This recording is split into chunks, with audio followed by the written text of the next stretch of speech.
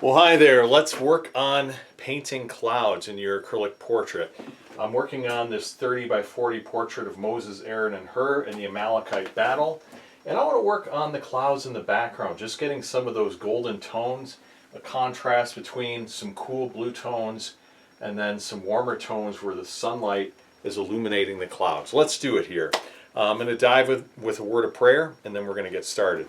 So Father, I ask a blessing on this portrait. Help me to be able to paint this with excellence, guide every brush stroke, help the students watching. I pray this would be encouraging and helpful for them as well. And I ask this in Jesus' name. Amen. All right, so before you dive into the painting process, I would like to share something with you. If you're struggling to get correct value in your portrait, and that is something that really can adjust or affect how realistic your portrait looks when it's finished, I would encourage you to get my value checker tool. And the value checker tool is something you can print out on your own computer. All you need to do is click the link in the description or in the top comment, get the value checker tool, and then you'll be able to download that, print it out, and it has a chart of various colors and values you can use to compare your painting to your reference photo. Make sure your values are accurate so you get the best realism possible. So again, my free gift to you just for watching this video, and that'll be in the link of the description of the video or in the top comment. So go ahead and download that and use it and benefit from it. All right, let's get started here. We're going to take some, let's see. We want to actually, let's do a little bit of detail work today. And so we're going to take a filbert brush, something that'll give us a little bit of an ability to apply some gradations, but also get some details on the points of the clouds. And what we want to do is just add some extra detail to the top areas. We'll take some titanium white and a little bit of Indian yellow, because we have quite a bit of a yellow saturation in this image. And then one of my favorite colors, which is organic pyrrole orange. Organic pyrrole orange. We'll go ahead and just kind of mix those together. And then what we're looking for is something semi-opaque where we can put in some detail work. I use also a little bit of matte medium, and matte medium is acrylic paint with a little, well, it's basically clear acrylic without pigment. We add that to our paint to give it a sense of translucency, a sense of vibrance and depth. Okay, so we're just going to add this. I'm just going to have to stand off to the side so I can see this. And I'm going to add some little puffy areas in the clouds. So if you're using some curvilinear strokes, that really helps. Another technique is to just dab the edge of your glaze, and what that'll do is it'll allow you to get a sense of blending and depth. Now you want to make sure, if you're using a glaze like this, that the color will blend into your purplish hues. So this tutorial's specifically for, when you're painting a sunset scene. And if you take some pyrrole orange and add that to your glaze, maybe even a little bit of naphtha red, then what that will do is it'll allow you to blend that into your bluish tints better. And the blue, of course, is that part of the cloud reflecting off of the sky, whereas the other side is, of course, being illuminated by the sun. Now, as I put that color on there, all of a sudden I noticed that it is quite a bit too dark. So we're going to have to add some titanium white, lighten that up, because we want to make sure that the illuminated color is in fact lighter than the mid-tone around it. So I'm just going to wipe that off quick. And I added a little bit of titanium white. Now that color is going to be better. That's going to work better. And then I can take that and just kind of blend this in and work it into some of these darker areas. I can add a little dab right here. All right, and just suggest we have just a tiny breakaway area that's getting affected here by the light. Now as I work into these areas here where it's already lighter, then I can pull from this lighter part of the mix. And in fact, I can even add a lighter area yet with some titanium white and Indian yellow. Now I've got a range here, and I just want to show this to you on my palette. Now I've got a range of colors ranging from this darker reddish hue all the way up to the lighter yellow hue with the matte medium on the bottom. And that's going to allow me then to be able to basically get whatever value I need, and I'll have something on the ready at all times. So I always try to work with my colors and not reinvent the wheel each time. I try to basically just adjust what I already have on my palette, and I think that ends up working pretty well. So we're going to add a few little highlights within this area just to suggest, again, that we have some puffy areas of clouds. And these particular clouds are, what we would call cumulus clouds or cumulonimbus clouds. And they are, the big puffy ones you often see during the summertime, not the flat ones you see during the winter and fall. Those are called cirrus or cirrostratus. These are going to be your puffy cumulus clouds, the ones you associate with all those wonderful shapes in the sky, and that we call the big white fluffy clouds. But these are also storm clouds, and they call them cumulonimbus because they tend to get very expansive in the sky. They can go quite tall, quite high in the sky, and you've seen them before.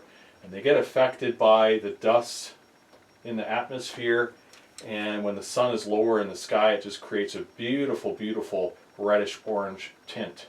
And that's what we're trying to capture. I'm trying to get some of those puffy areas here on the top. We want to make sure that the shapes are not too repetitious. We don't want to mirror exactly what we're seeing over here. We want the shapes to look organic. We want them to look random. Now here I can get a couple breakaway shapes coming down, and for that I'm going to pull some straight titanium white. Alright, so we got that, and then just a little bit of Indian yellow, and that's an even lighter color still. And that should allow me to basically tap into what's on the top there and kind of extend it downward. But if I look at that color, let me just move, let me move that over.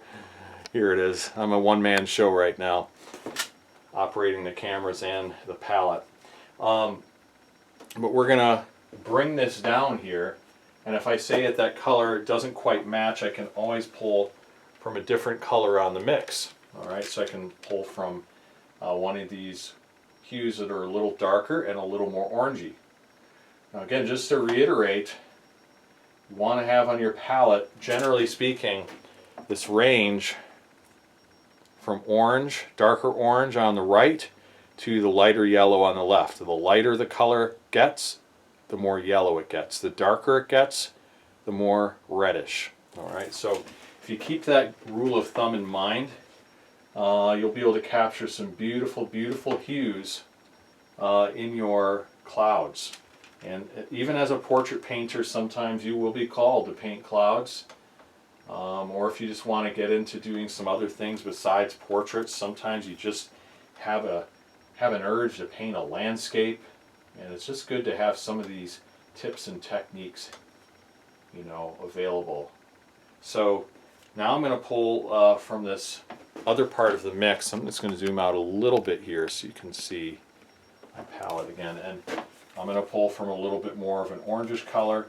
In fact, I'm going to add a little more pyro orange just to get some more saturation. And I have to be careful that it doesn't get too dark. So there's kind of a balance in here. You can see now that color was a little bit too dark, and we're going to pull again from the lighter part of the mix over here, add a little more Indian yellow to lighten that up. So there's a balancing act to this. We'll add a little more Indian yellow. Once you get just the right kind of color, you'll know it and you can run with it for quite a while. That's what I found. It takes a little bit to just mix that right color, and then when you find it, you can really use it in many different places. But this is what we're going to use right here. And again, just kind of, let's take some matte medium, which will make it more translucent, because again, that's clear acrylic polymer resin, and we're just adding that to our paint to make it more clear. And I use matte medium, I don't use gloss medium, I don't use gel medium or any other kind of medium. I like to use matte medium. I do use a satin varnish on top, but matte medium gives me a low sheen when I'm painting, so I like that.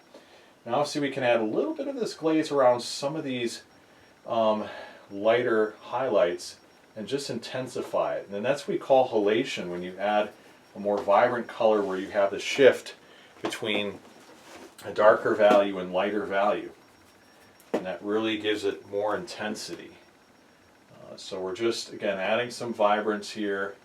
Let's go ahead and add some of that to the clouds up on top. Now I'm diluting this more, making it more translucent. So it's probably about 30% opaque at this point, quite light.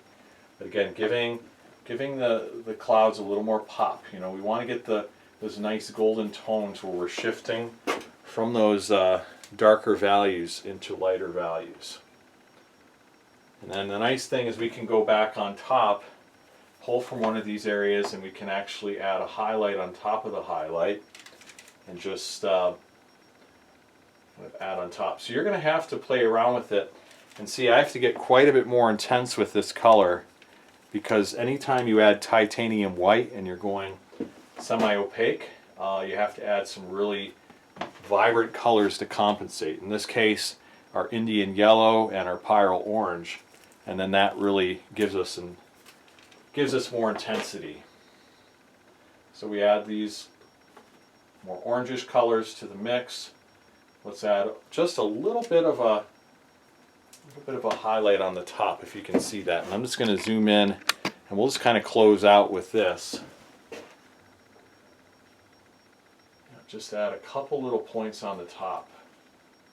We have to make sure though that the color isn't too yellow. It just got a little too yellow, so we'll add some pyrrole orange and a bit of titanium white to compensate for that, just so it doesn't get too yellowish.